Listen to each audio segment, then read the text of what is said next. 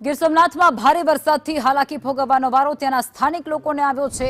વેરાવળમાં ધોધમાર વરસાદથી હાલાકી સર્જાઈ ગઈ છે। રાજેન્દ્ર ભુવન રોડ પર ગોઠણસમાં પાણી ભરાયા છે। વેરાવળ નગરપાલિકા કચેરીના કમ્પાઉન્ડમાં પણ વરસાદી પાણી ભરાઈ ગયા છે। મુખ્ય માર્ગો એ પાણીથી ખૂબ પ્રભાવિત થયા છે અને સ્થાનિકોને પણ અત્યારે ભારે હાલાકીનો સામનો કરવો પડે છે। વરસાદે પ્રી મોન્સૂન કામગીરીની પોલ એ ખુલ્લી પાડી દીધી છે, ઉજાગર કરી દીધી છે। વેરાવળમાં ધોધમાર વરસાદ વરસ્યો છે અને જેને પગલે ત્યાં ભારે હાલાકી સર્જાઈ ગઈ છે। સ્થાનિક લોકો એ ખૂબ પરેશાની ભોગવતા ત્યાં જોવા મળી રહ્યા છે। પોલીસની પીસીઆર વાન જે પેટ્રોલિંગમાં હોય છે તે પણ આ પાણીમાંથી પસાર થવા માટે મજબૂર બની છે, કારણ કે તમામ એ રસ્તાઓ જે ઘૂંટણસમા પાણીમાં ગરકાવ થઈ ચૂક્યા છે। લોકોની દુકાનો છે, લોકોના ઘર છે, તેમાં પણ આ વરસાદી પાણી પ્રવેશ કરી ચૂક્યા છે। વેરાવળ શહેરમાં ધોધમાર વરસાદના પગલે સર્વત્ર જળબંબાકાર જેવી પરિસ્થિતિ નિર્માણ પામી છે।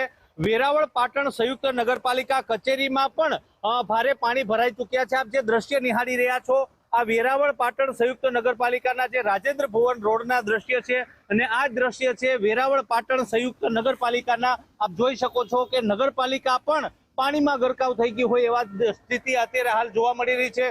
સર્વત્ર જે ગાંધી ચોક હોય, સટા બજાર હોય, સુભાષ રોડ હોય, લાબેલા રોડ હોય કે અન્ય રોડ હોય, તમામ વિસ્તારમાં અત્યારે વરસાદી પાણી ભરાઈ ચૂક્યા છે। વરસાદી પાણીના યોગ્ય નિકાલના અભાવે આ પરિસ્થિતિ નિર્માણ પામી હોવાનું સર્વત્ર કહેવામાં આવી રહ્યું છે।